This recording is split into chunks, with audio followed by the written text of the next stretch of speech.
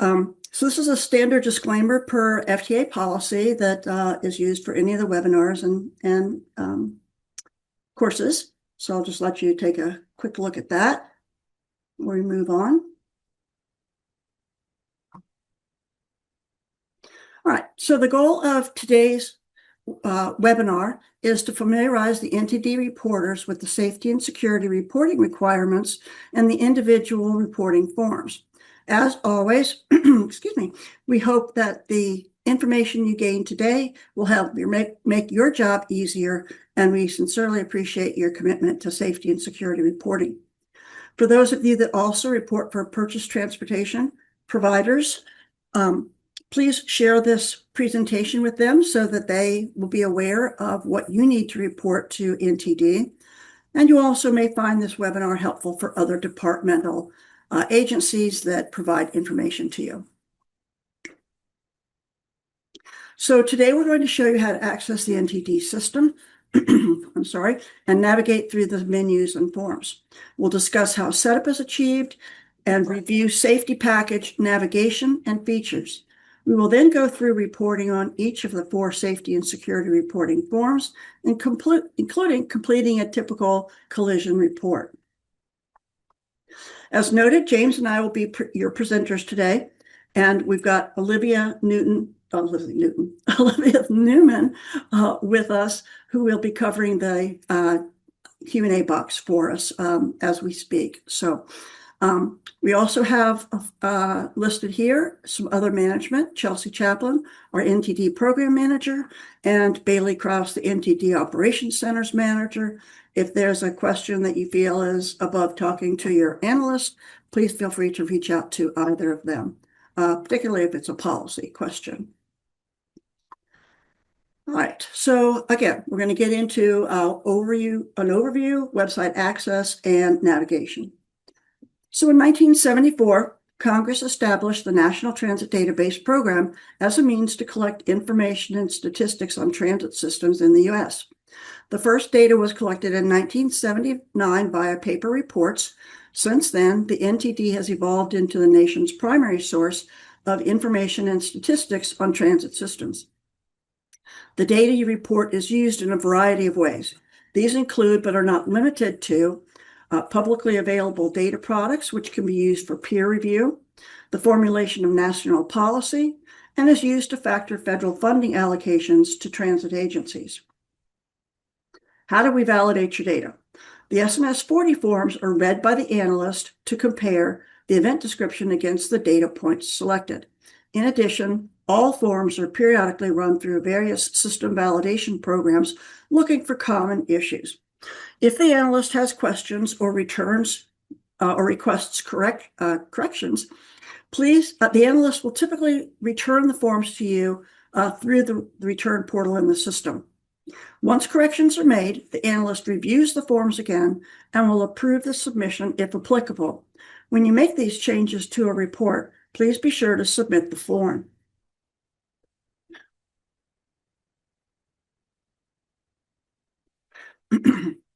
Failure to report required data can have severe consequences and could affect the agency's annual program funding from FTA. A failure to report can be submitted by an analyst to FTA for a variety of reasons, such as you see listed here. Please remember to submit reports in a timely fashion and respond to analyst inquiries in a timely manner as well. This is a screenshot of the National Transit Database homepage on the Federal Transit Administration website.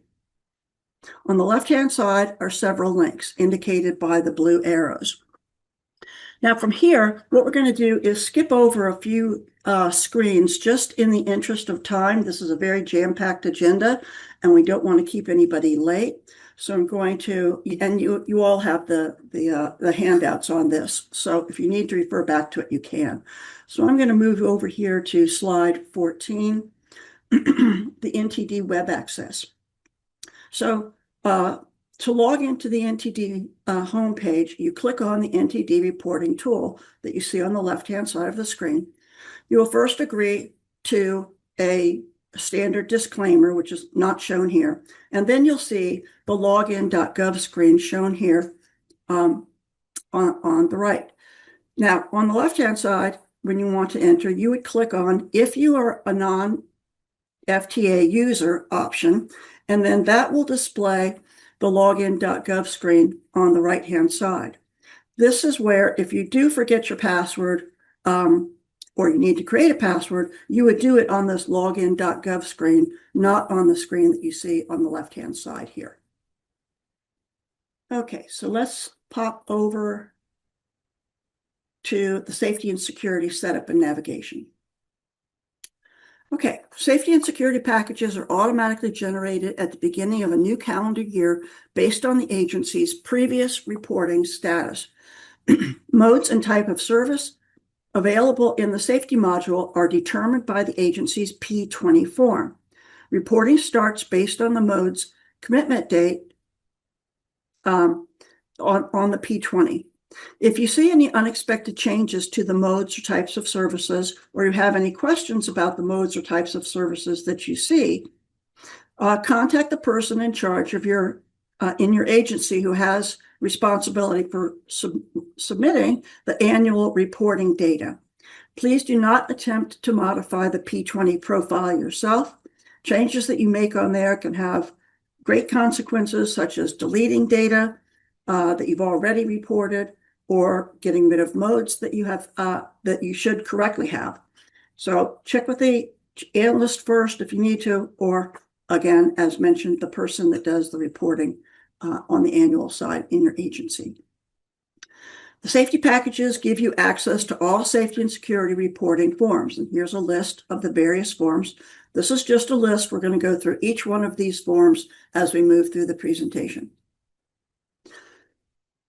So as I mentioned, from the home tab, you can click on the safety module. Well, I didn't mention it because I skipped that screen, but from the home tab, you can, when you go into the safety package, this is the screen that you're going to see. The first screen that you see, you can choose how you want to enter in to where you actually interface with the putting in your reports and managing your reports. So the left-hand side, you can use the blue agency ID, or you can use the pencil on the right-hand side. Both places will take you to the same spot in the system. So when you click on either of those links, it brings you to the dashboard. To create major event forms, you would click on the button there that you see with the green arrow, file new SNS 40. You can also click on the blue form name and number in the first column to open particular forms that you'd like to see. And the form table can also be filtered by any of the column headings that you see. You can click on the column heading and it will sort it. Excuse me, I mentioned filtered. Got ahead of myself. I was looking at the sorting. With the sorting, you can click on any column heading and it'll sort the information, the grid, by that column heading. If you double click, it'll reverse sort it. Let me back up to the filters. You do see 3 filter boxes here. Your form name filter on the left-hand side to look for a particular report. Of course, you have to be on the right page for that. Your mode and type of service filter to just look at reports from a certain mode and type of service. And the very helpful form status filter, which will allow you to, for example, filter by reports that have been returned so that you can see what reports you need to address. This is only a list and more information will be provided later, but we do have several 2026 clarifications and updates. First, reporting events that occur during the same time and place should be reported under the event type that occurred first. However, there are a few exceptions to some of this, and we'll go into that when we get to that portion of the webinar. Copper theft or copper wire thefts should be reported as a burglary. This was some speculation as we had some agencies didn't know if it should go under vandalism or how it should be reported. The copper wire theft goes under burglary.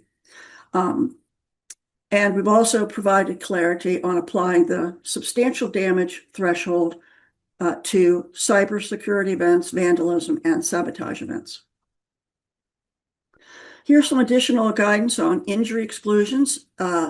This is not new, but it also was not included in our annual manual for some time, so we decided basically to just add it back in.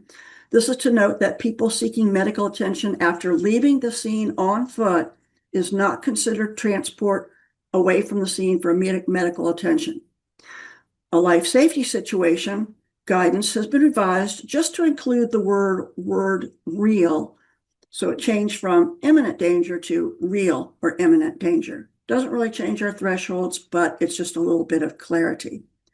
Also in our SNS 30 configuration forms for fixed guideway modes are now launched based on the commitment date instead of the start date. Couple more. We also have several changes to the forms themselves. First, the disabling damage subsection will now appear on your setup screen too if you've chosen substantial damage, one of the two substantial damages. Again, we're going to go into more of this later, but once you choose that substantial damage, depending on what you select, you will or will not see that disabling damage new criteria. And also, another form change we made to lessen the confusion from the new disabling damage selection on setup screen 2, we removed the word disabling from the tow away question that appears on the other vehicle involved form. Towing changing hasn't changed for other vehicles and how we validate that, but we just took the word out to not confuse it with the disabling damage on the setup screen 2. And for our non-transit collisions, we added a new location of service stop. This was something we really noticed with our bus rapid transit, and there just were not proper options. So service stop would be used example for things at a bus rapid transit platform. Okay, let's take a look at our CEO certification form. Some of you may be already familiar with this as we've just collected many from our agencies. So the CEO certification form is the CEO's confirmation of the accuracy of the safety and security data reported in the previous calendar year. The form becomes available on February 1st, again, in the previous year's safety package. The form automatically calculates data that was submitted for the year. Note that unsubmitted reports are not included in the SNS 20. The form is due by the end of February and of the following year, so in this case, February 2026, and only the person logged in as the CEO or CEO delegate can submit the form. Late notices are sent to the CEO because this is their form. If the form's not been submitted for CY 2025, please remind the CEO to submit as quickly as possible. March 1st, late notices will start going out. Oh, it is March 1st. What am I talking about? The end of, never mind. Getting ahead of myself. Let's see, now I lost where it was. Okay. Okay, data reporters can and should go in and review their data to make sure that it matches the data in the SNS 20. Agencies should also use any in-house reports available to them to help verify the data. And we also have a historical lookup report within the system, which may be helpful as it shows incident counts by month. If the data does not match, check to ensure that all of your safety data reports are submitted. Unsubmitted data, again, is not included, so that could be one problem. You may add SNS 40s or edit SNS 50 data as needed, and the SNS 20 will automatically recalculate the numbers every time you open that SNS 20, which is one of the reasons why it takes a moment for that form to open. Remember to always notify your analyst if you delete any data.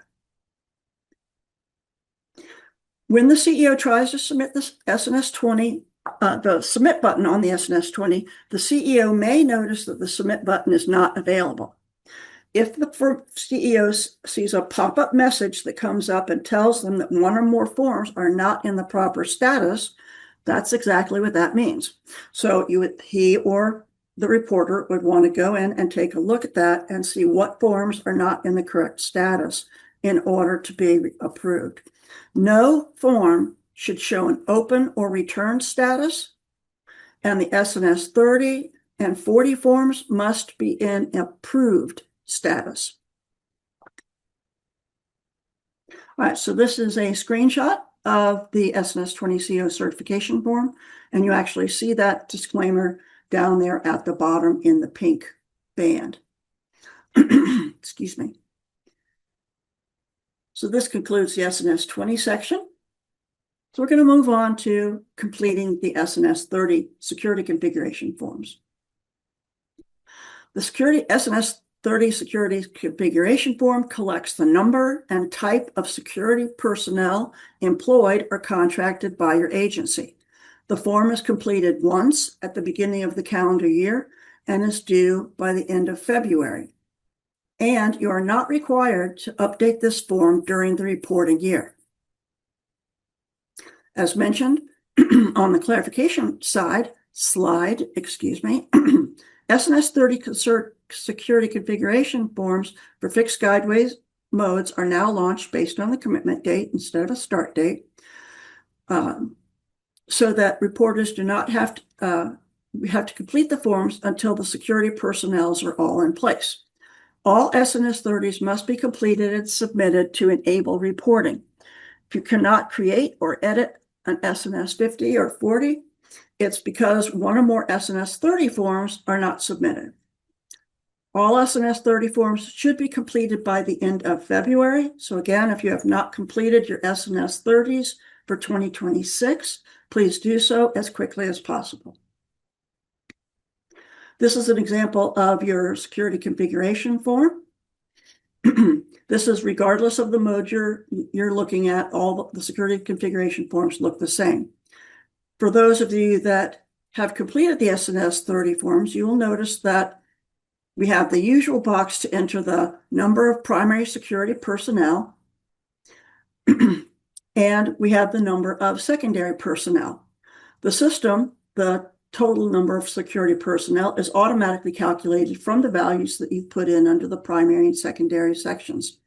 And then below that are your configuration for the different types of transit personnel that you may have, and you would check one primary and then as many secondaries as needed. All right.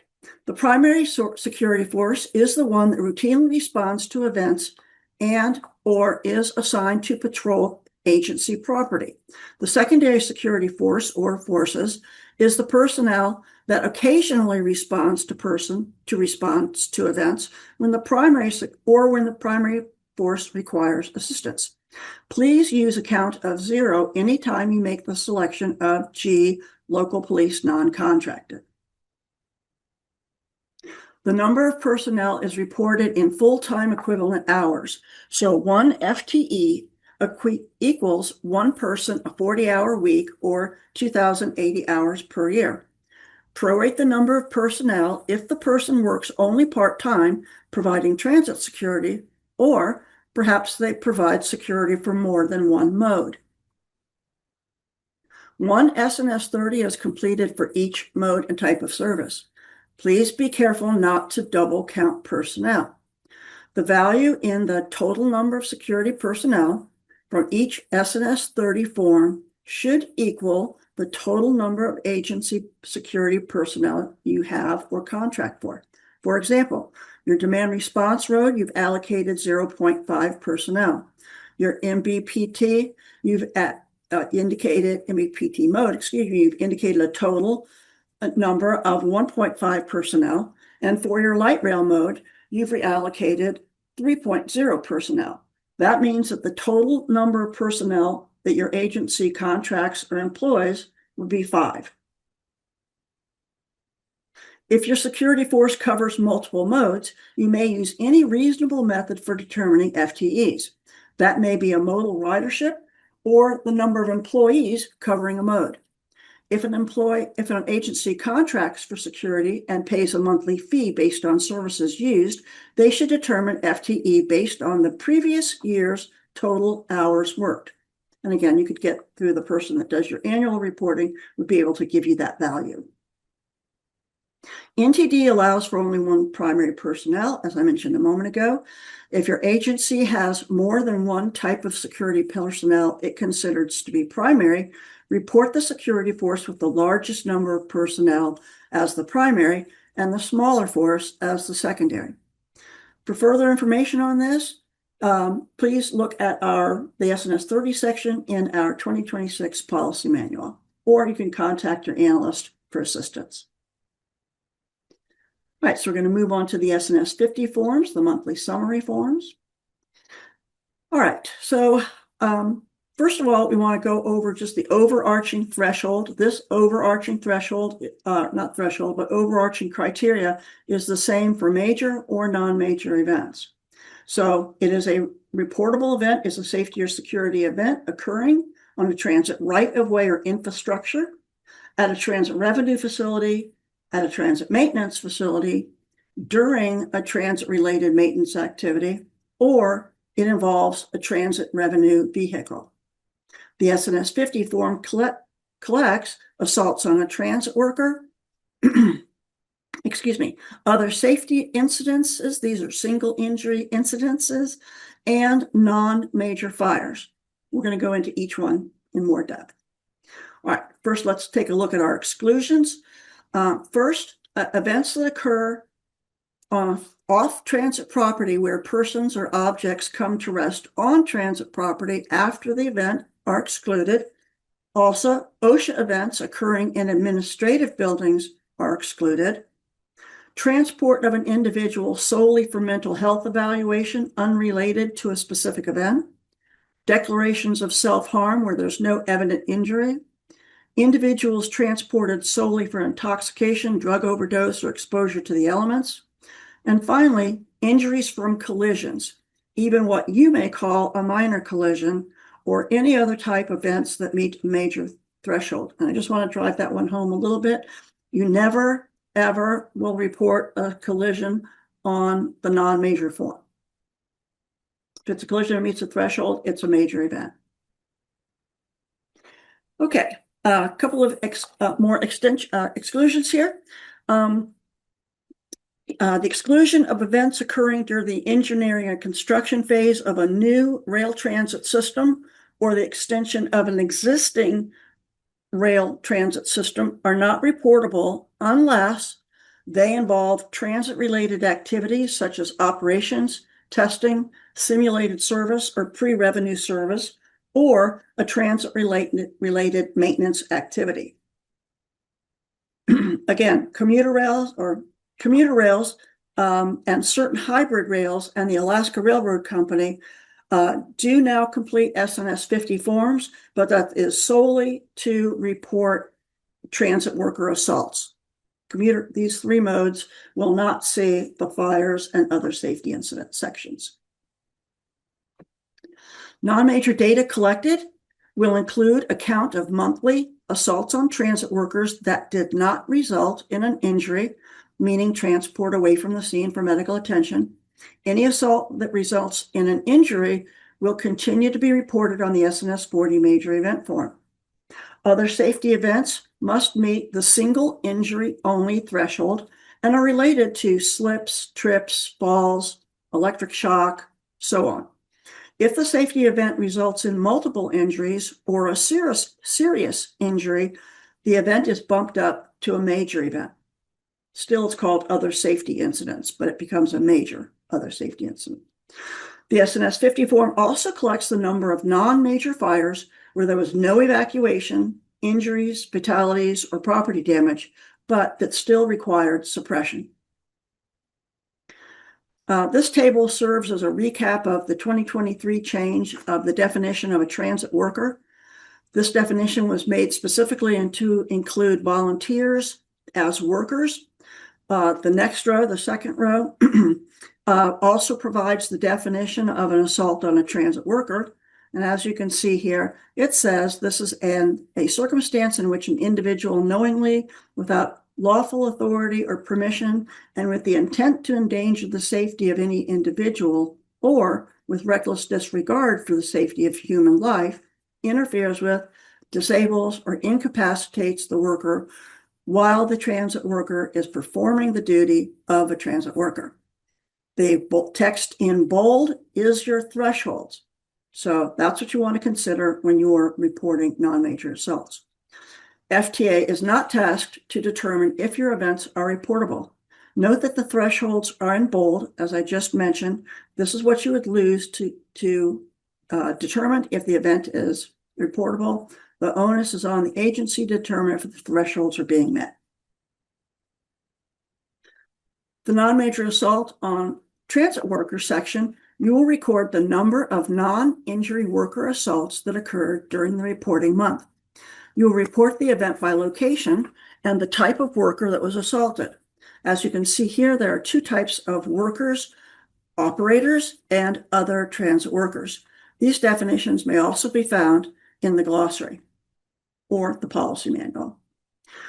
There are two terms to collect the assault type. These terms classifies the assault as either physical or non-physical. In a physical assault, the assailant makes physical contact with the worker by body, an object, a weapon, or any projectile. Projectiles may include bullets, liquids, the assailant's saliva, or any other substance. In non-physical assaults, there's no physical contact with the worker. Non-physical assaults could be verbal threats, harassment, or interference with the worker's duties.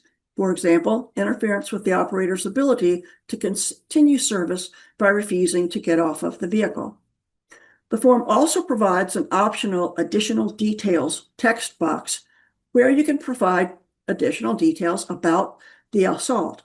Descriptions are not required, but they may be helpful. For example, for identifying risk factors or other pertinent information, such as if there was CCTV in the area, if there are operator safety barriers, and so on.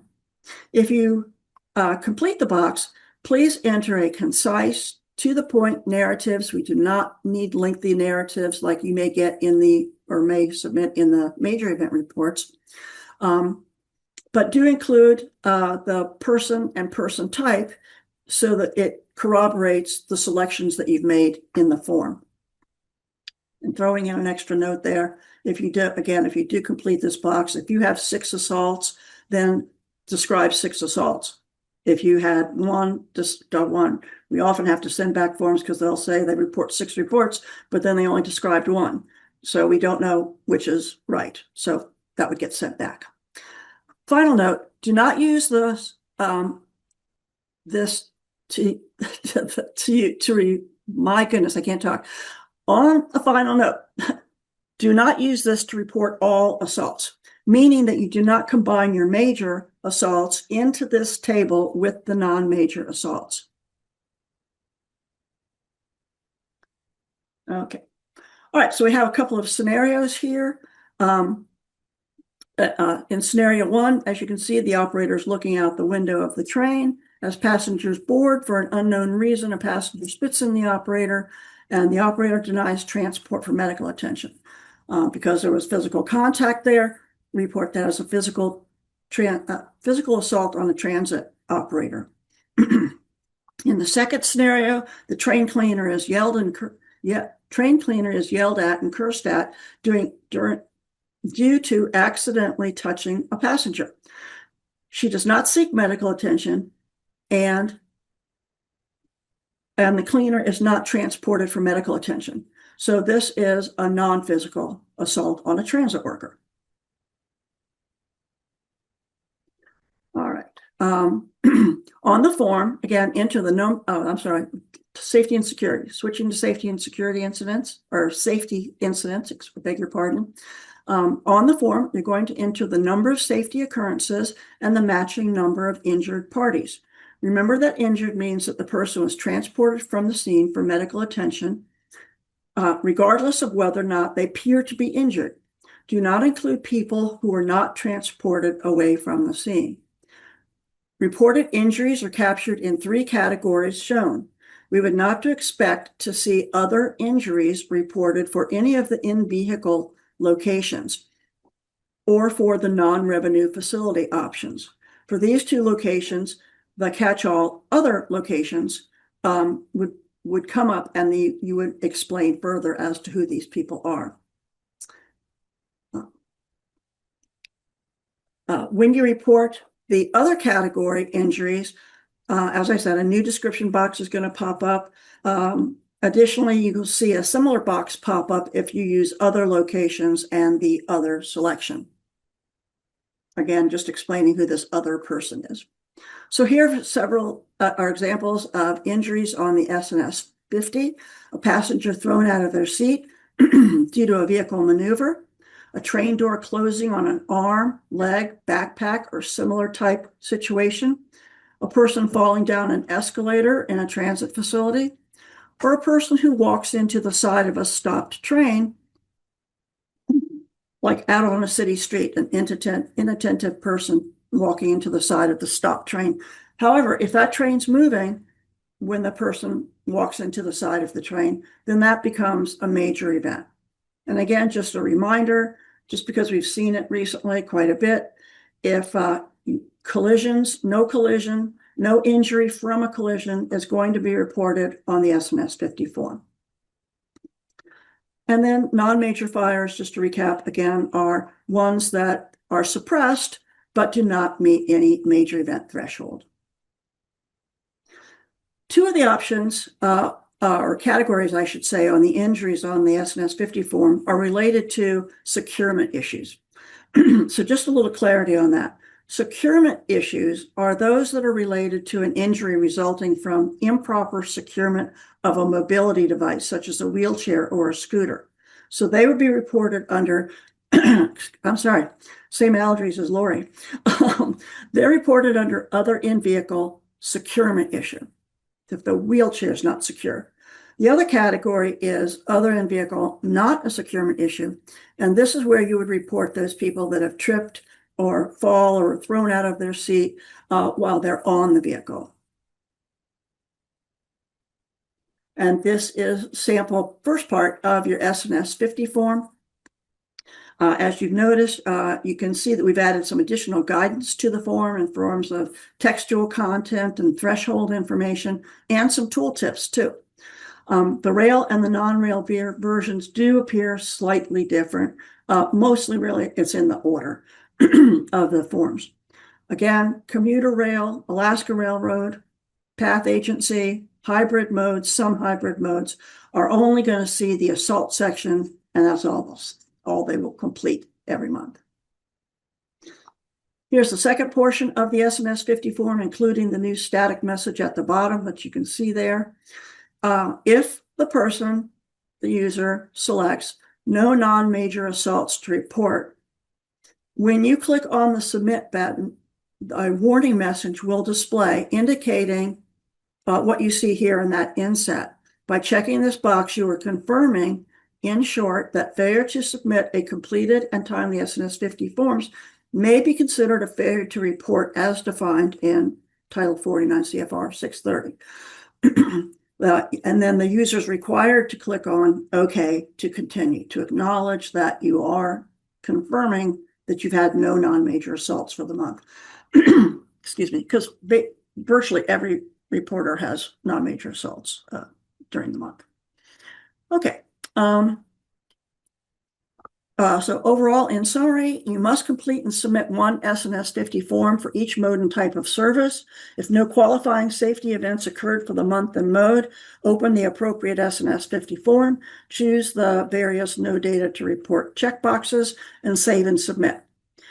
The SNS 50 is completed regardless of whether or not you have any major events. The NTD program sends automated late notices on the 1st, 5th, and 15th of the month. Additionally, they also send out reminder notices on the 20th of the month before your reports are even due. If your data still hasn't been submitted, if it's been saved but not submitted, that's also considered late. It's only released to us once it's clicked on submit. If you do get a late notice, please go into your account and look and see if you only clicked on save for an event, or maybe didn't complete that one at all, even though you meant to. Subsequent late notices are sent by the analyst. So after the third late notice that's automated, we're going to start contacting you after that. If there's extenuating circumstances why you can't report, please advise your safety analyst. So we know not to try and take some extenuating circumstances into consideration. If you're not receiving late notices and your user role is not the safety contact, please ask your agency's safety contact to forward these late notices to you so that you're aware of them. Now, hopefully we're going to be taking care of this pretty soon. We've put in a change request to have people copied on things, and hopefully that's going to be available in the system soon. Editing forms. Your SNS 30 and 50 forms can be modified at any time. Some reporters like to enter events as they occur during the month. For these reporters, they can modify the form and save and close the form after each change. Please note that if you need to make a change to an SNS 50 form and you open it and you make the change, then you want to click on Submit, not Save. If you click on Save, you're going to get it in a loop where you don't get the Submit button. It's just the way the forms work. Forms are designed to not allow you to not make a change and then try and resubmit it. So if you're going to make a change, make the change and submit in the same session. If not, you have to do a temporary workaround where you have to enter in a bogus entry and then take it right back out again. So if you need help, just call your analyst. Again, your validation analyst reviews each report for accuracy. If we have any questions, we may return the report to you. We might call you. We might email you. If the return feature is used in the system, the user login in that last modified column will be the person that gets the returned report. It comes in the form of an email to that person. So if there's somebody submitting after you enter reports, it's going to go to that person that submitted. And that's it for those forms. And we're going to turn this over to James so that he can take you into the SNS 40s. Perfect. Thanks, Anne. As she mentioned, we will now move forward to discuss major event reports. Applicability is the same as for the SNS 50, but let's look at this in more detail. A reportable event is a safety or security event occurring on transit right-of-way or infrastructure, at a transit revenue facility, at a maintenance facility or rail yard, during a transit-related maintenance activity, or involving a transit revenue vehicle and meets a reporting threshold. As a reminder, SNS 40 reports are due no later than 30 days from the date of the event.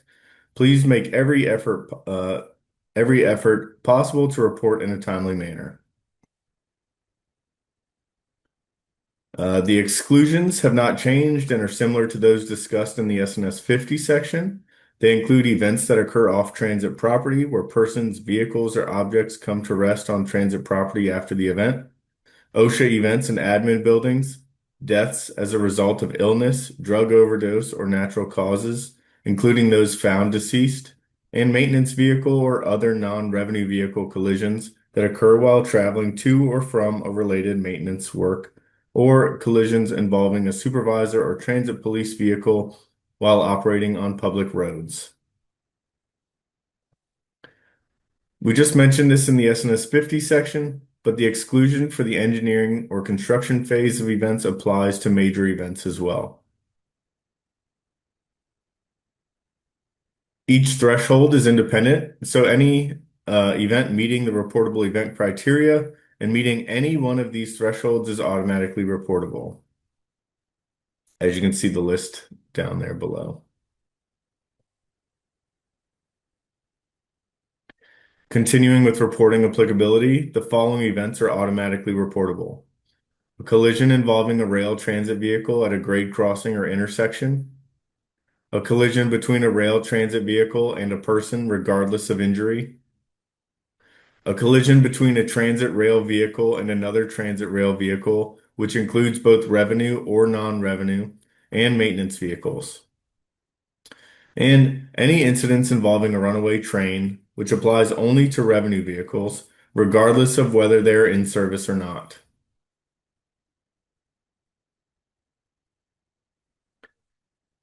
One example of a reportable collision is a deadheading or an out-of-service vehicle is involved in a collision meeting a reporting threshold. It is reportable. Maintenance-related activities are included in reporting. Here you see a few examples of maintenance-related activities that are reportable.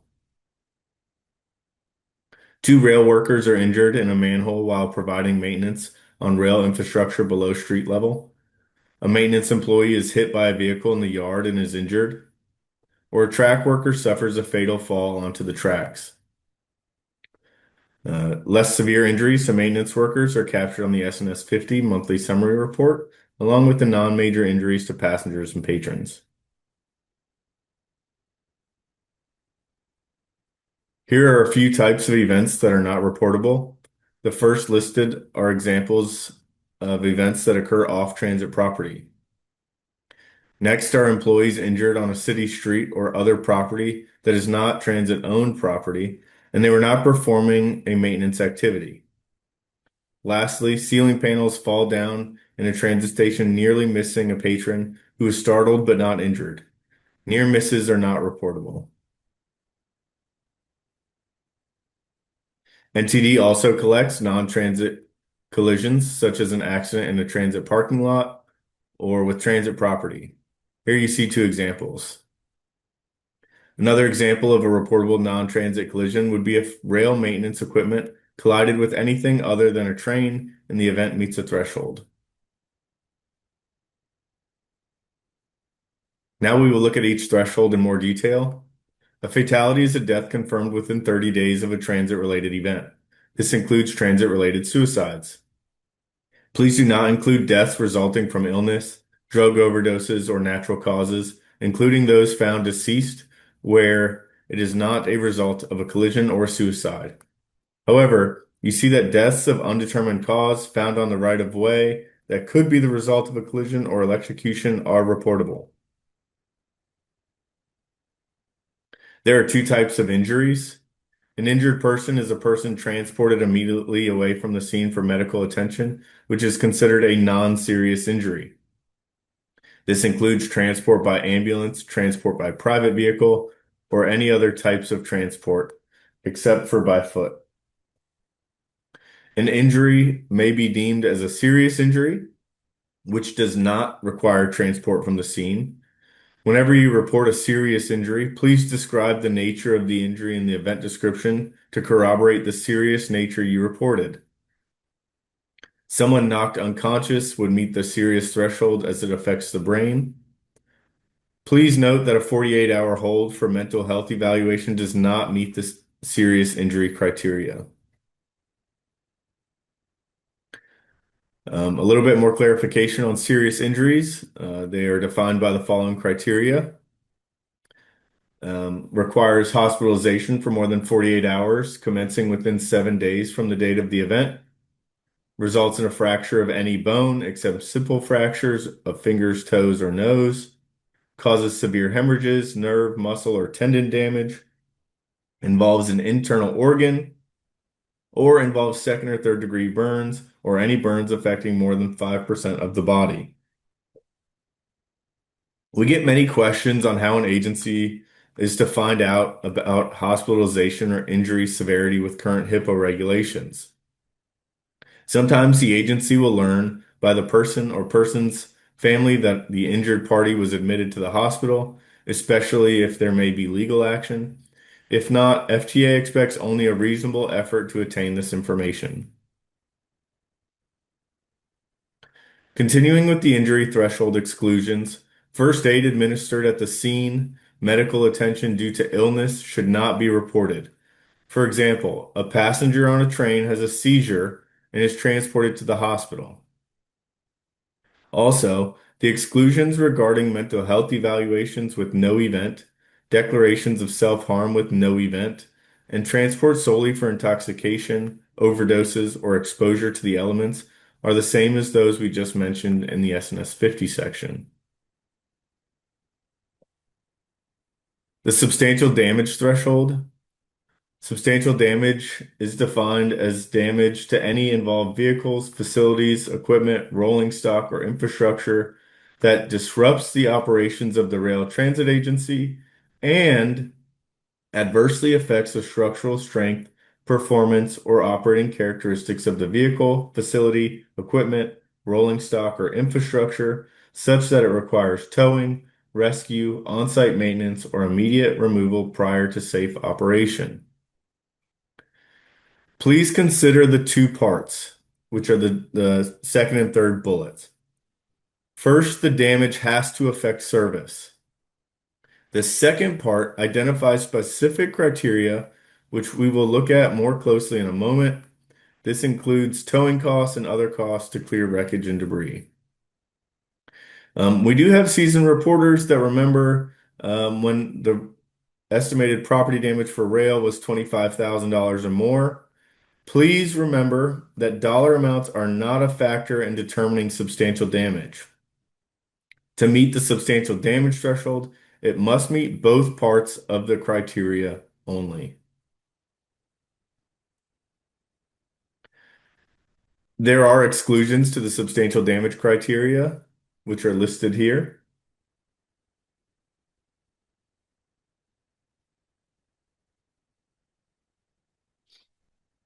You may have noticed that both the inclusions and the exclusions refer to on-site maintenance and removal from service, which can be confusing. Also, most agencies have policies to remove vehicles from service for post-accident inspections or evaluations. When applying the substantial damage threshold, consider both parts to the substantial damage criteria, that it includes damage to vehicles or objects and on-site maintenance or removal from service prior to safe operation. The exclusions from service for minor repairs or maintenance does not refer to damage in this context. Removal from service due to post-accident inspections may be policy and not necessarily due to damage.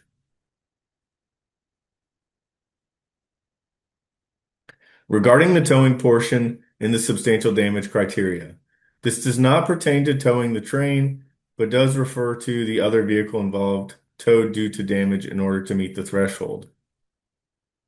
For example, there is a mid-block collision with no injuries or fatalities, yet the car is towed due to disabling damage. You would select the substantial damage option on setup screen 2.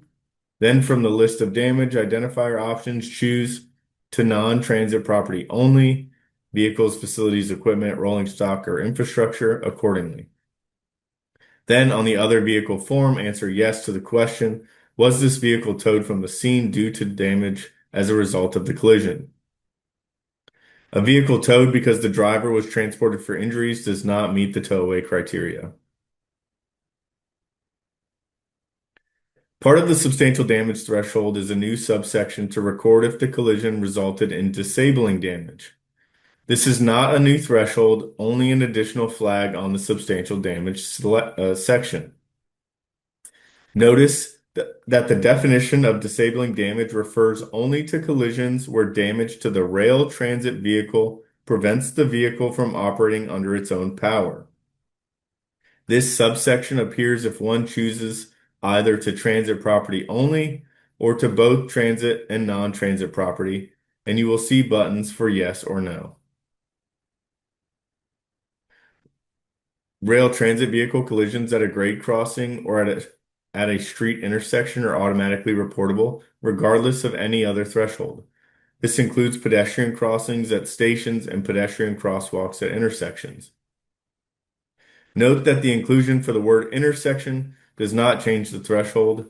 It is to support the new intersection location for street running mixed traffic operations added in 2022. We will cover this more when we get to the collision event information and collision information screens. A collision between a rail transit vehicle and a person is automatically reportable regardless of injury or fatality. For example, if a pedestrian walks into the side of a moving train and is not injured, you report the collision with a person but do not include an injury form.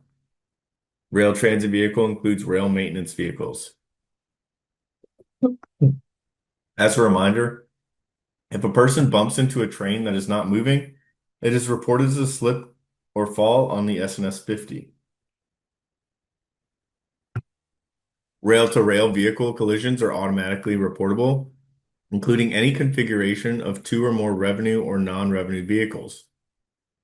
Again, we reiterate that, for example, a collision between a flat car and a train would meet the rail-to-rail collision threshold. Also, that hand-powered rolled stock are not considered vehicles, so this example would not be considered a rail-to-rail collision, but may still be reportable if it meets the threshold. The same would be true for a non-revenue vehicle colliding with a person or object. This table is designed to assist you in how to report a rail-to-rail collision. It shows if the event meets the automatically reportable threshold, as well as the number and types of vehicles to include. When you create a rail collision report, the collision event form requires you to enter how many transit trains are involved and how many other vehicles are involved. Notice that if two trains collide, it meets the rail-to-rail collision threshold, and you include two revenue trains. If two maintenance vehicles collide, it meets the rail-to-rail collision threshold. However, you include two other vehicles.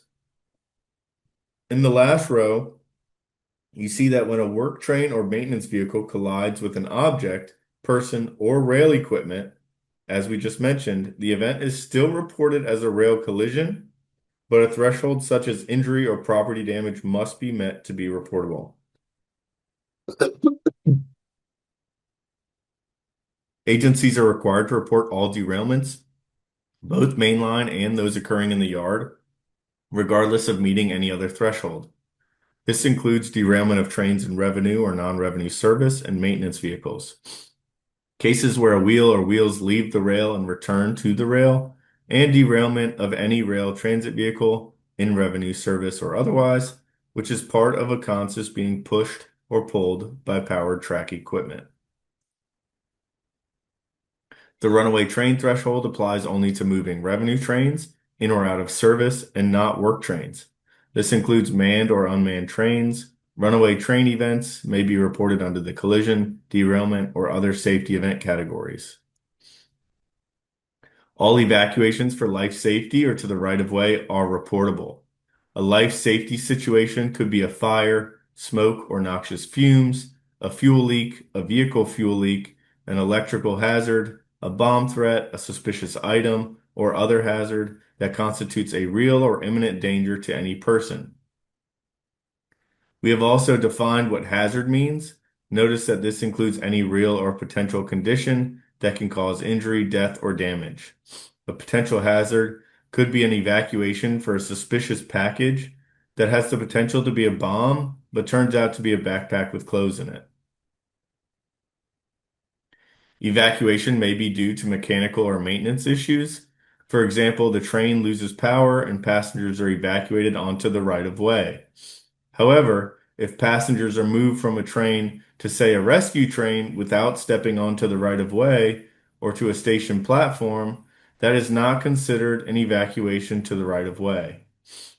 Self-evacuations are where customers vacate the property without direction of the transit agency or other authority, and it is not a threshold. If the self-evacuation was not for life safety or to the right of way, it is not reportable. For example, a person jumps out of a window at a platform due to a misstop. As a reminder, to create a major event report, open to the Home menu option, then choose the Safety option, and choose the appropriate reporting year. Unlike the SNS 50 forms, the SNS 40 is not automatically generated, and you only create an SNS 40 if there is a reportable event. To create the form, click on the pencil icon to go to the dashboard. To add a new report, just click on the File New SNS 40 button. Once again, SNS 40 reports are due no later than 30 days after the date of the event. If you have an event to report that includes two or more transit modes from your agency, how do you choose which mode to report under? You will apply the predominant use rule, which is typically based on ridership. If the event involved your rail mode and a non-rail mode, you'll choose your rail mode. If the event involved your streetcar and a light rail vehicle, you would report the event under the light rail mode or whichever mode has higher ridership. The first two scenes will act as a wizard to help determine if the event meets the thresholds. Screen 1 captures the date of the event, the mode and type of service, and the event type. This is a snapshot of setup screen 1. At the bottom, you notice a box that reads Cybersecurity. If you were to click on the arrow at the right, you would see the guidance you see here in the smaller box. Setup screen 1 lists the possible event types. The first and most common is a collision. This includes a person that is intentionally pushed in front of the train and is struck, suicides, or attempted suicides. Derailments are the next choice and covers both a mainline derailment or a yard derailment. If a derailment results from a collision, report the event as a collision and enter the number of cars that derailed. Agencies also report fires, hazmat spills, acts of nature, and other safety events that meet a threshold. Each of these will be discussed in more detail later in the presentation. There are two categories of security events. The first are system security events, such as arson, bomb threats, burglary, suspicious packages, vandalism, etc. Basically, they are events that affect the transit system. The second are personal security events, such as an assault, robbery, homicide, attempted suicide, rape, larceny, etc., that affect one or more persons. Just as with the other event types, the event must meet a threshold. Suicides or attempted suicides that are not as a result of a collision are reported on the personal security form. The second setup screen asks you a series of questions, some of which are based on the mode and/or type of event you are reporting. This is to determine the reportability of the event and the subforms that need to be generated. This is only a list, and we will cover each in more detail. First is the number of injuries and/or fatalities. Next is a substantial damage indicator, where you select what type of property was damaged. Finally, the evacuation threshold question to determine if there was an evacuation for life safety or to the rail right of way. If you are reporting a collision, you will also be asked 5 other threshold questions. Were transit vehicles involved in this event? Was the event a collision at a grade crossing? Was the event a collision with another rail vehicle or person? Was the event a collision that resulted in a derailment? Which is a new question. And did this event involve a runaway train? This question also appears on the derailment and other safety event version of screen 2. This is a snapshot of setup screen 2 for collisions. Notice towards the bottom, the new threshold question was the event a collision that resulted in a derailment. Then the insert on the right depicts the new subsection that will appear if one chooses substantial damage to either to transit property only or to both transit and non-transit property. This new subsection is to report if the rail vehicle did or did not incur disabling damage.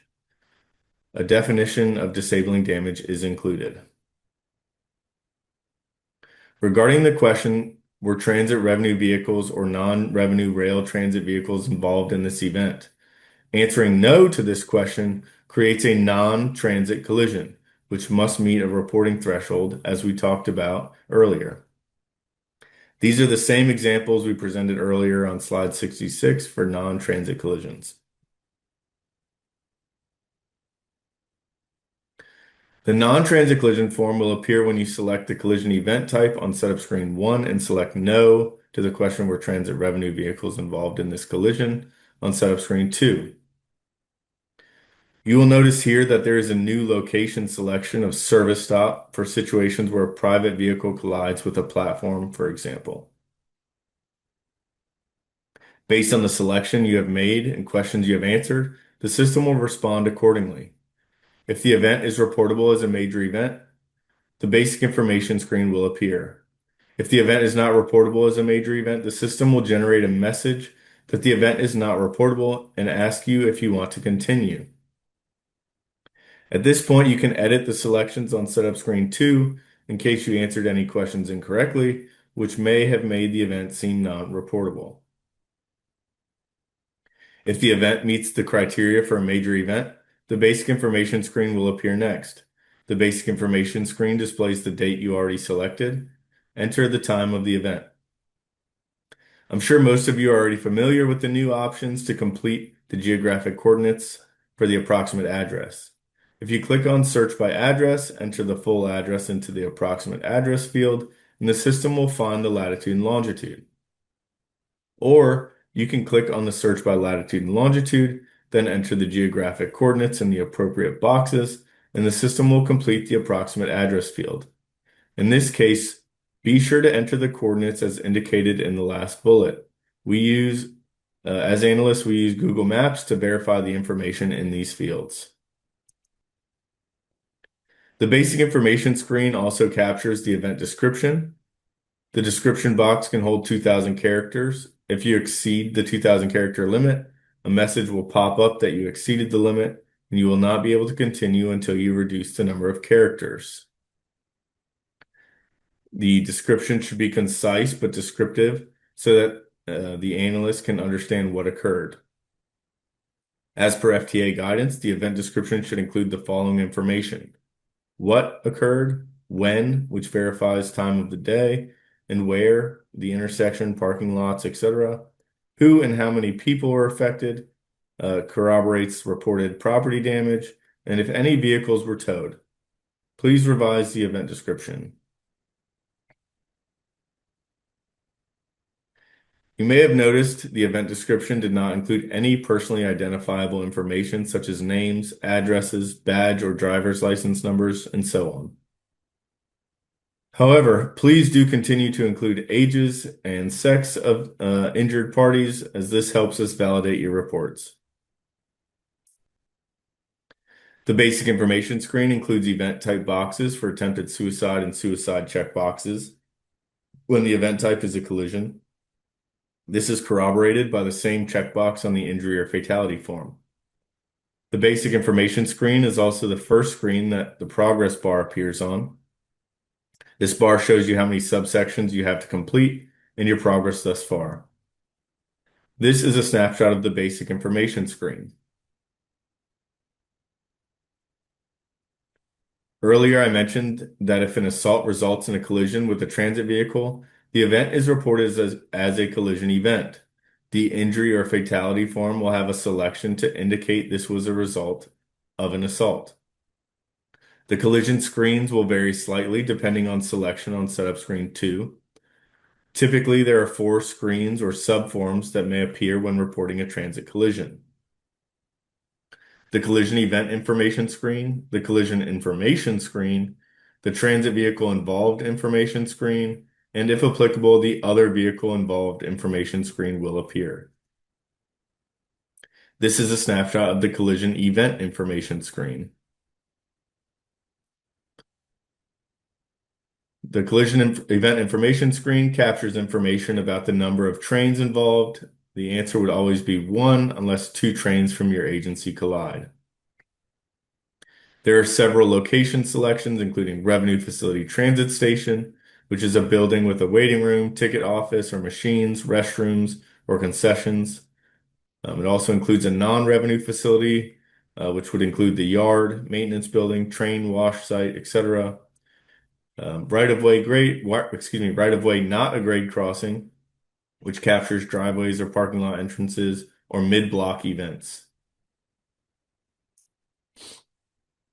Right-of-way grade crossing has been clarified to mean an intersection where a road and a transit exclusive right-of-way cross each other at the same level at grade. This will be most common in light rail or hybrid rail systems. A newer option is right-of-way intersection. This should now be used to capture collisions at an intersection or crossroads where street-running rail crosses in mixed traffic.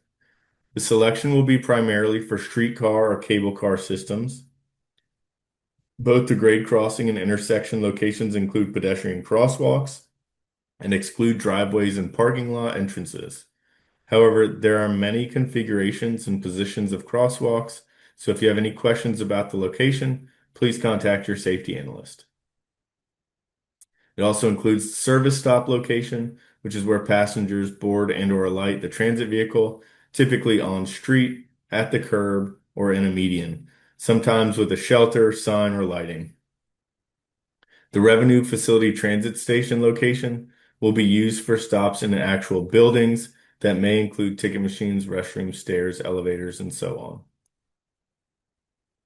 For visual reference, here are some examples of grade crossings and intersections to help determine the location selection. The first two images are of typical grade crossings. You will notice that in the second image, the rail alignment is in the median and has curbs on both sides to separate it from the roadway vehicles. The intersection image shows a street running operation where the streetcar is crossing over a roadway intersection in mixed traffic. However, it is difficult to find an image that shows cars riding in the same lane as the streetcar. So as a reminder, for intersections, personal vehicles and the rail transit vehicle are able to travel in the same direction in the same lane. Then down below, you see a typical revenue facility and finally a service stop, which has only signage and a small shelter, but no actual facility. For the collision with selection, indicate what the transit vehicle collided with, such as another vehicle, person, animal, fixed object, and so on. A collision with a person-powered bicycle, pedicab, or a person in a wheelchair is reported as a collision with a person. Motorized scooters, motorized bicycles, mopeds, tour, charter, or school buses, box trucks, dump trucks, and so on are reported as a collision with a non-transit motor vehicle.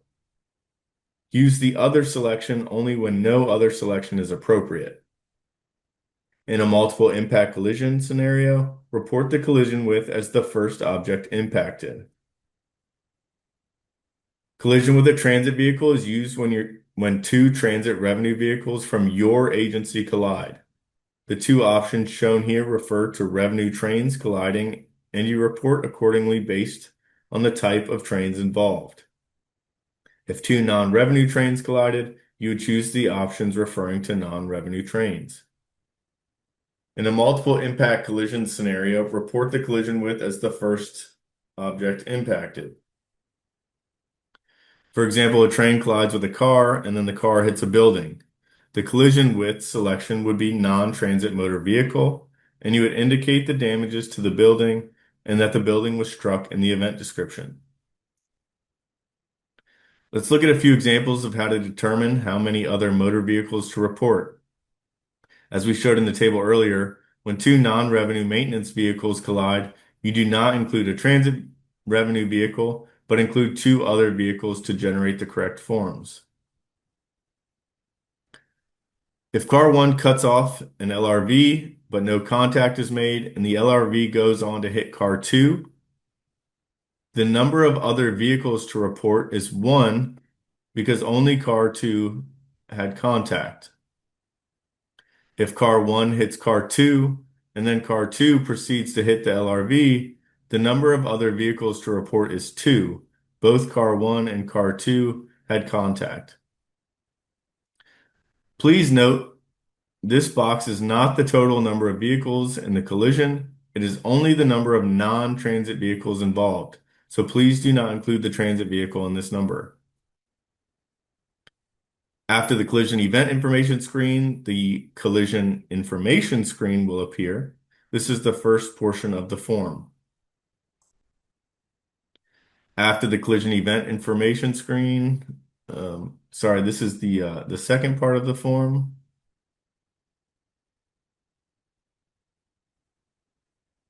The collision information screen captures information about the conditions at the scene. It also, such as the weather and lighting conditions at the time of the collision. The twilight selection is used to refer to both dawn and dusk when it's not full light or full dark out. Please be sure your lighting corroborates the AM/PM time you entered on the basic information screen. Indoors is not used to indicate street lights or lights at a station platform. The condition of the roadway is also collected, such as wet, dry, icy, and so on, and ensure it corroborates with the weather. Under rail alignment, let's look at two of the options. In 2024, we changed the alignment selection from semi-exclusive right-of-way with controlled grade crossings for vehicular and/or pedestrian traffic to the actual definition of the term, which is shared with other rail vehicles, controlled access to other non-rail vehicles. This is much clearer by identifying that this is used for alignments with grade crossings and controlled accesses. The second is non-exclusive right-of-way, shared with vehicles or pedestrians, which would be selected when the rail alignment consists of rail tracks that are embedded in the street and cars can drive over them or pedestrians can walk over them as in the same area that the transit vehicle travels. Neither of these options would be selected if the mode is heavy rail, since a heavy rail alignment would always be exclusive, except for two specific agencies. Intersection, grade crossing, and service stop control devices now appear accordingly based on the location. At this point, we have completed the collision information screen. The next screen shown collects information about rail transit train involved. One screen will appear for each train involved. The form includes an identifier count and buttons for increasing or decreasing the number of vehicles. This is a screenshot of the transit train involved screen for non-rail collision reporting, or excuse me, for rail reporting. This form now has a tooltip adjacent to the collision type field, which will show an image that we will discuss later.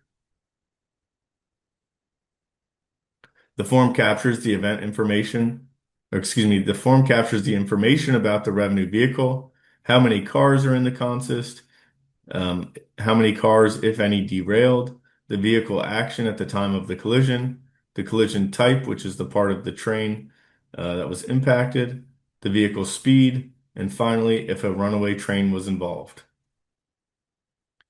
The fleet involved section integrates with your agency's most recently saved A30 revenue vehicle inventory form.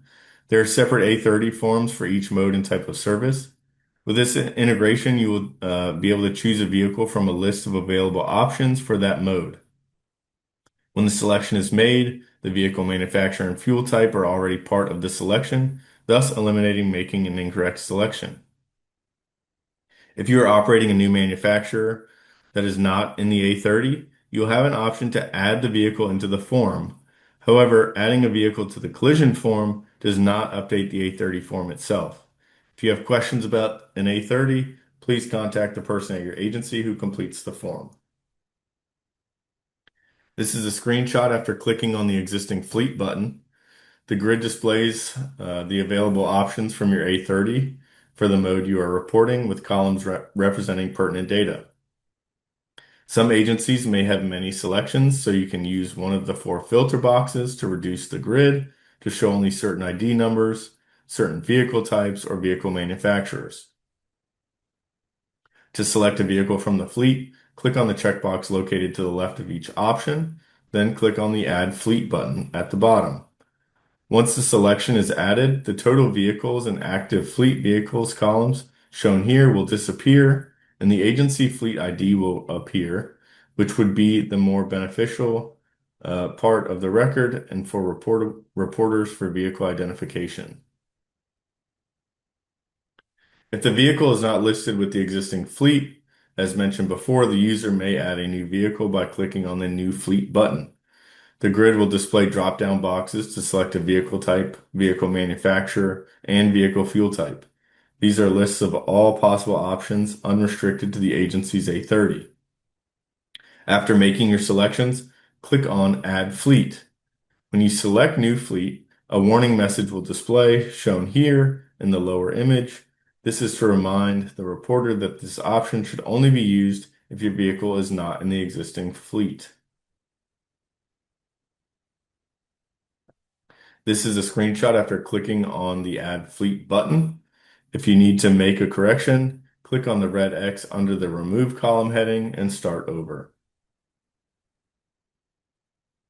This form captures the number of cars in a train and the number of cars derailed. The vehicle action at the time of the collision, was it stopped, turning, etc. The collision type, this is part of the train that was hit and is reported from the viewpoint of the train. This is the diagram which shows the impact points, which are represented from the point of view of the transit vehicle.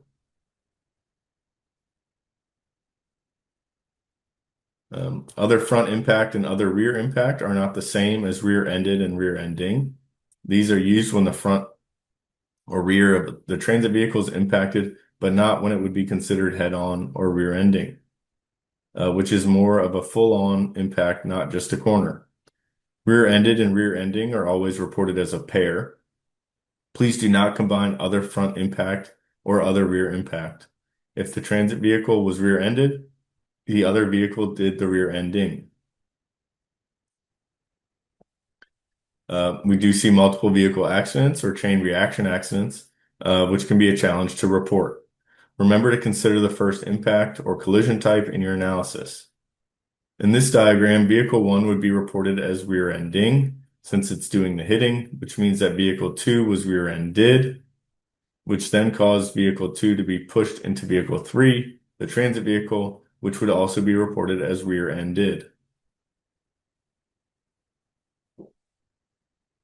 You also report the actual or estimated speed of the transit vehicle at the time of the collision. The last question confirms if the collision involved a runaway train. If yes, then there will be a selection to indicate the location of the operator at the time. If you indicated on the collision event screen that another vehicle was involved, the other vehicle information screen will appear.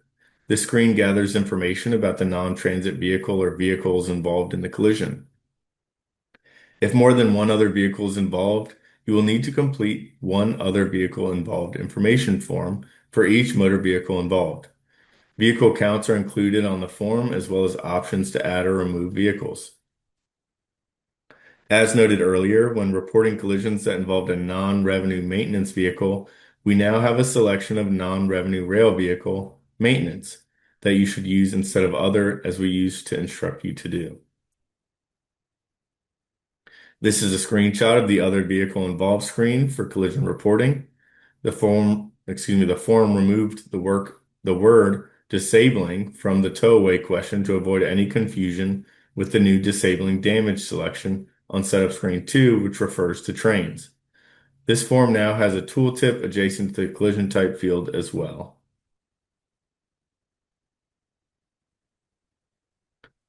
The form also collects the type of other vehicle.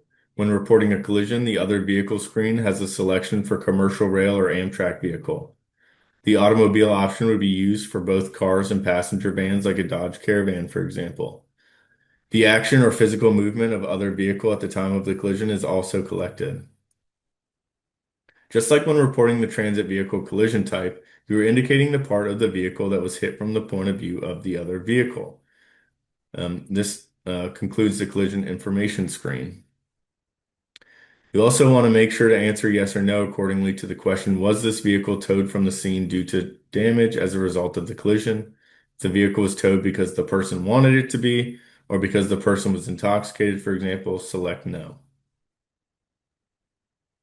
If your event includes an injury or fatality, you will need to complete a screen for each person. This form also includes a person count and buttons for increasing or decreasing the number of people. Person type location categories are divided into two groups, persons outside the vehicle and persons inside the vehicle, so be sure to choose carefully. We often see collision reports where the transit vehicle operator is reported as being outside the vehicle during the collision. Transit vehicle rider is the correct choice for passengers boarding or alighting and for people train surfing or riding between cars. Pedestrian walking along road also includes walking along rail tracks. Pedestrian other is the best choice for people sitting, standing, or laying on tracks. On the injury form includes selections for the nature of the injury, serious or non-serious, and a checkbox to indicate if the person was transported. Remember, a seriously injured person may not have been transported from the scene, whereas a non-serious injury requires transport. The nature of the serious injury must be described in the event description.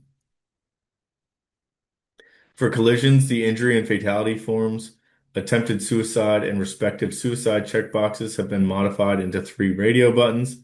Options pertaining to attempted suicide or suicide assault, and homicide, and for no attempt of assault or homicide accordingly. Note the injury and fatality forms for non-collision events remain as is.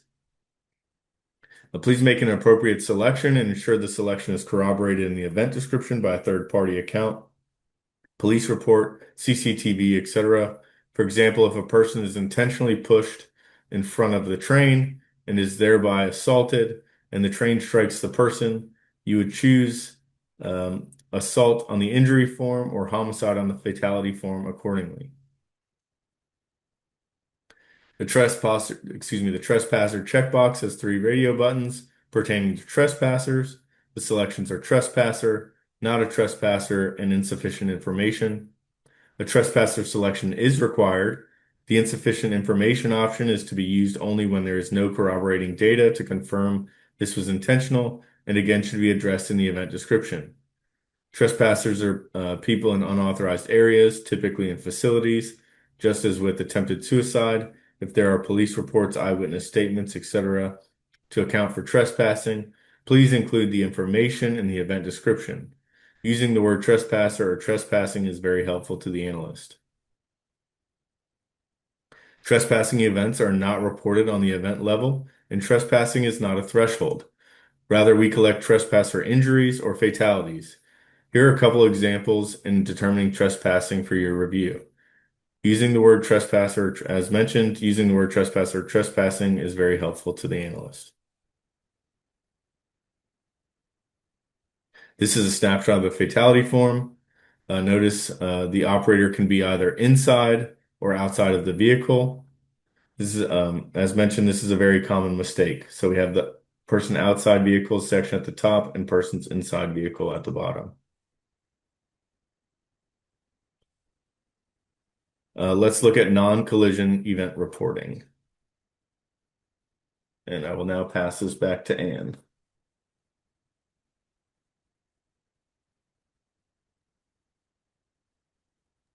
Thank you, James. Okay. All right, so we're going to start with the evacuation. Earlier, James went through a lot of the criteria about the evacuation. If an evacuation is, just to note, if an evacuation is included incorrectly or not included, as it were, then you can't add or delete it to a report. You're going to have to delete the report and start over by adding in the evacuation. Evacuations do not include people extricated from a vehicle, like with the jaws of life, a person hit by a car on a city street that lands on the right-of-way, or transferring passengers from one train to another where the passengers are not placed to the alignment. This is a screenshot of the evacuation subform. It's very simple, just the look what type of evacuation is and some details about the evacuation and then what was evacuated. The first question on the evacuation screen is to confirm that the evacuation was for life safety or to the rail right-of-way, and if either of these situations was a self-evacuation. You may select as many options as needed. A brief description of the evacuation should include the cause of the evacuation. What was evacuated? Again, this is used to indicate what was actually evacuated. The choices would be in a vehicle or vessel, which of course mean on the train. You would not report the location of the train at the time, just that the evacuation was of the train. Once the evacuation form is submitted, again, it can't be deleted. But you'd have to delete the report and start again. Derailments are automatically reportable except for the Commuter Rail, the Alaska Railroad that we talked about earlier. All derailments of rail transit trains on mainline track or in the yard are reported even if the train was not in revenue service at the time and regardless of any other major threshold. Again, derailments include a situation where the wheel leaves the track and re-rails, perhaps. Maintenance equipment, such as high rail vehicle derailments are also automatically reportable. Please be sure to select one rail transit vehicle involved, even though this generates a train involved form. Also on the train involved form, You can select the new fleet, much as James showed you with the collisions, and the vehicle type. For non-revenue trains, you can choose a vehicle type of non-revenue rail vehicle, and then in parentheses it has maintenance, as you see here, instead of using other, as you used to do prior to 2025. Reminder again, derailments resulting from a collision are reported as a collision and not as a derailment. You would just note the number of cars derailed. We've already discussed the engineering and construction phase of the exclusion, which also applies to derailments. As a reminder, transit-related activities, including operations, testing, simulated service, or pre-revenue service, or transit-related maintenance activity. The second exclusion states that a split switch is not considered a derailment, and the last excludes derailments of hand-powered equipment, not trains, as they are not considered vehicles. This is a screenshot of the derailment, part of the derailment, well, the derailment form. As you can see, the form collects the derailment, where the derailment occurred, the number of trains involved, the location of the derailment, and the right-of-way configuration. Second screenshot of the derailment transit details form, which is much like the collision information form. It's collecting information about the lighting, the alignment, and the conditions at the time of the derailment. Sorry, this is a screenshot of the derailment rail transit train involved form. Regarding the fleet selection, again, if this is a high rail or maintenance, you have an option to choose non-rail revenue maintenance vehicle rather than other. You'll also notice the same integration with the A30 for choosing the fleet. So that's completed just like you would complete it in the collision forms that James went over.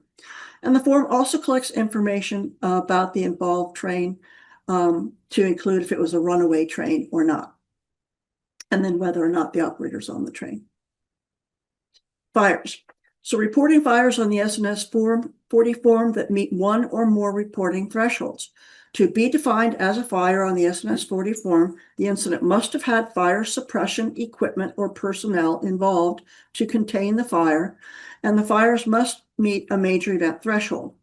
Without these thresholds, a fire requiring suppression is reported on the SNS 50 as mentioned earlier. Arson is reported on setup screen 1 as a system security event, not a fire. The presence of smoke only is reported as an other safety event. This is the fire event details screen. And again, just locations, the type of fire, and if it was a revenue vehicle that was on fire, what type of fuel for that vehicle. Okay, so again, if the fire is in the rail transit vehicle, including in the engine, the wheel area, or anywhere on the outside, this would be reported as in or on vehicle. You report the type of the cause of the fire again, and then the fuel selection for the type of vehicle that was resulted in this fire. So we've got the fire type and we've got the fuel for the vehicle. All right, acts of God. Acts of God are natural and unavoidable catastrophes that affect the transit system as a whole, the whole environment. Select all locations of property damage, injuries, fatalities, and evacuations, and you will be able to choose more than one option. For example, the location should indicate the property or properties that were damaged and not the geographic location, such as the name of the city. This is a screenshot of the act of God. We'll go over these options briefly. So again, the type, and then the locations. You see that the type has a radio button, and this is where you choose one type of event, but then the locations, several locations down below actually have checkboxes. So this allows you to make multiple selections because it may have affected vehicles and revenue facilities and your parking facilities as well. Okay, hazmat spills. Okay, when you're reporting hazardous material spills, the event must meet a reportable threshold and have caused imminent danger to life, health, or the environment, and required specialized cleanup. couple of examples of incidents not reportable as hazmat would be oil, brake fluid, or etc. from a transit vehicle, as there's not enough fluid considered to be a hazmat threshold. Bleach carried onto a transit vehicle breaks open and the vehicle is evacuated due to fumes. This is reported as an other safety event because no specialized cleanup would have been used. This is the hazardous materials screen form. As you can see, you report the location of the spill and what type of material, what created the hazmat situation. Okay, system security and personal security event categories. System security events occur on the transit property and affect the transit system as a whole. Personal security events happen to individuals on transit property or to those boarding or alighting a transit vehicle. This is where you would report suicides, attempted suicides, so on, that did not involve impact of the transit vehicle. As a reminder, confrontational assault and robbery at the same time and place are reported as a robbery. This table again serves as a recap of the change in 2023 to include the definition of an assault on a transit worker, which again includes volunteers, rather than using the existing example of transit employee. The next row provides the definition of a transit worker. In the interest of time, we've already gone over this with the non-major. It's not different there. The only thing different is that these assaults would be reported on the major event forms because they would have resulted in an injury. Again, two types of assaults may be reported on a transit worker, non-physical and physical. In a physical assault, the assailant makes physical contact with the worker or may use an object, weapon, or projectile to do so. Projectiles may include bullets, liquids, again, assailant saliva, or any other substance. Non-physical assaults, there's no physical contact with the worker or operator, as it were. Non-physical assaults could include verbal threats, harassment, interference with the worker's duties. Again, for example, interference with the operator's ability to continue in service by refusing to get off of the transit vehicle. If either assault or homicide is selected as the event type, then a subsection will appear for the additional information on who was assaulted or killed. The first two selections are for operators and workers.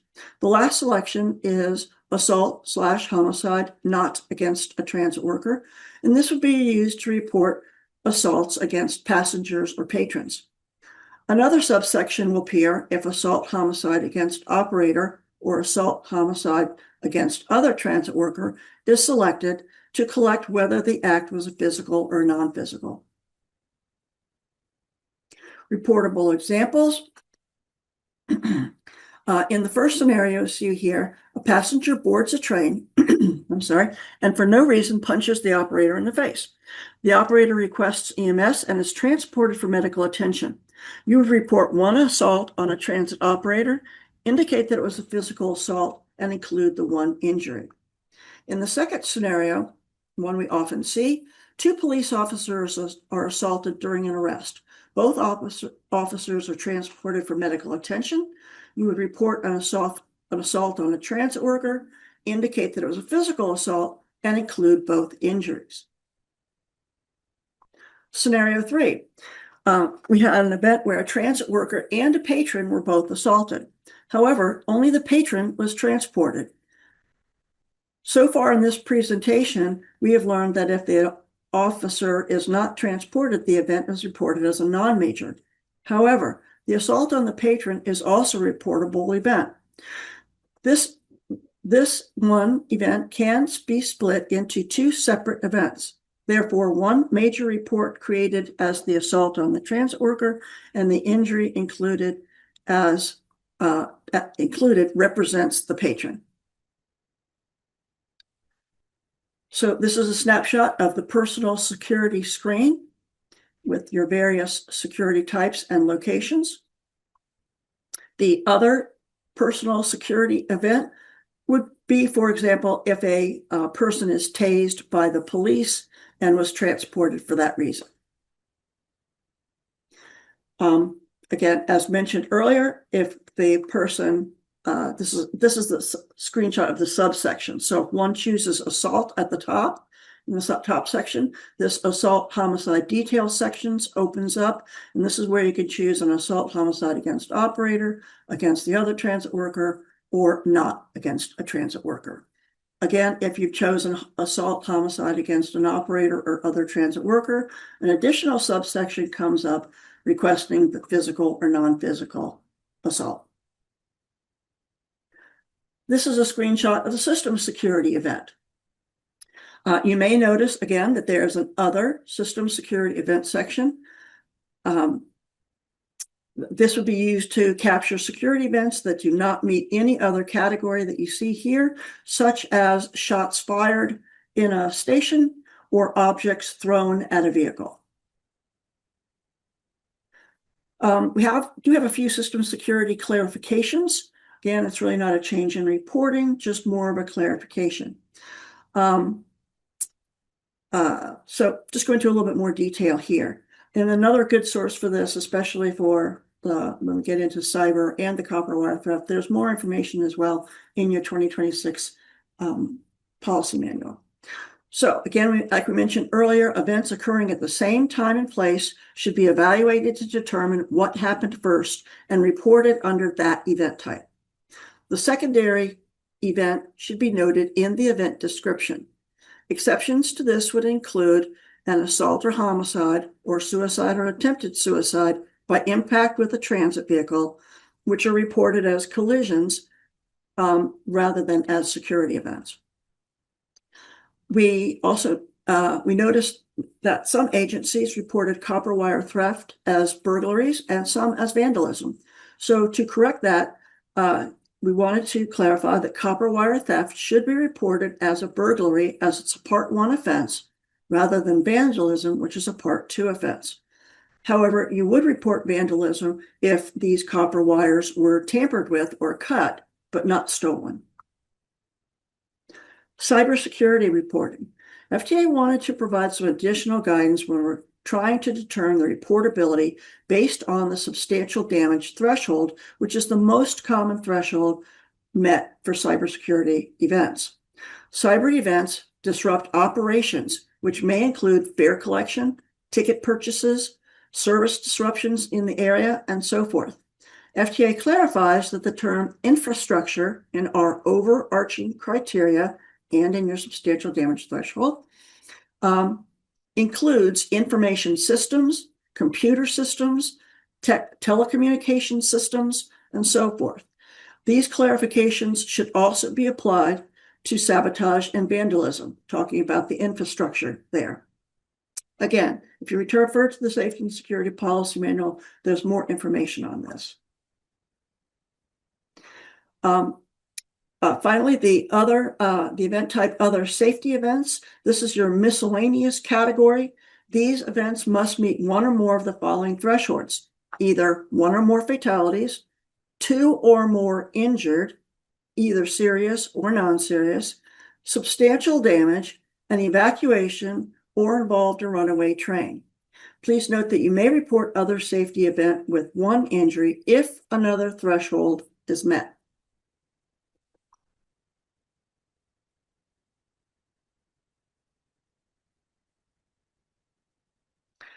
Okay, I already did that. Sorry, backed up accidentally. An evacuation of transit property due to smoke, fumes, or noxious odors would be another safety event. Any fatality on transit property that is not considered a collision or suicide, such as a fall or electrocution. 2 people thrown from their seats due to a hard brake. 3 people injured when an escalator comes to an abrupt stop. Other safety events resulting in only a single injury, as we've told you earlier, are reported on the SNS 50 form if there's no other threshold along with that single injury. This is your other safety event screenshot. And at this point, we've completed all the event types. So quickly, I know we're over, but just briefly, at any point after the basic information screen, the system will automatically save your report.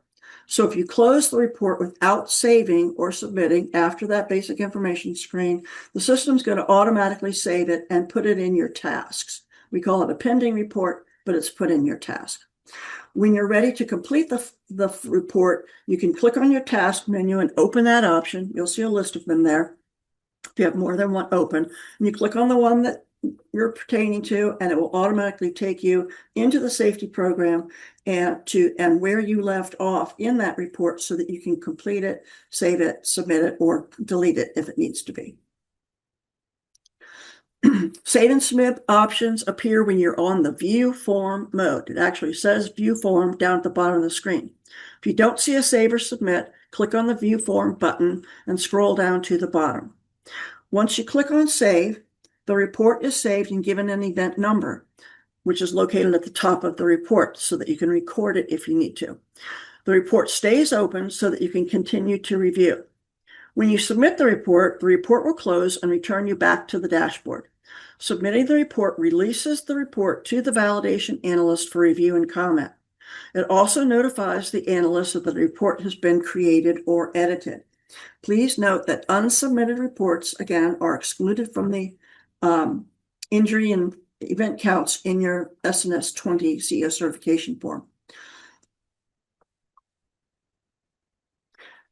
When reviewing or editing your reports, it's important to learn how to move around the document. And here's a list of your available buttons, though each button may not be available on every form. One shortcut I would like to point out is the edit buttons. These edit buttons allow you to jump to a specific section, subsection form. And then from there, you can also use your next and back buttons to go to the last or previous screen, last or next screen, excuse me. All right, so here's just some additional resources for you. I know you all have the handouts. So this provides you some additional information for transit worker assault prevention, transit worker, again, this is FTAs and then NTIs, assault awareness and prevention. On the next screen, we have a frequently asked questions section that you can get to. You don't have to have these links. You can also get to these right from the NTD homepage before you log in. And again, the 2026 Safety and Security Policy Manual. I thank you very much. I'm sorry that we had to hold you over. Here's our contact information again. So please feel free to reach out with any questions you may have.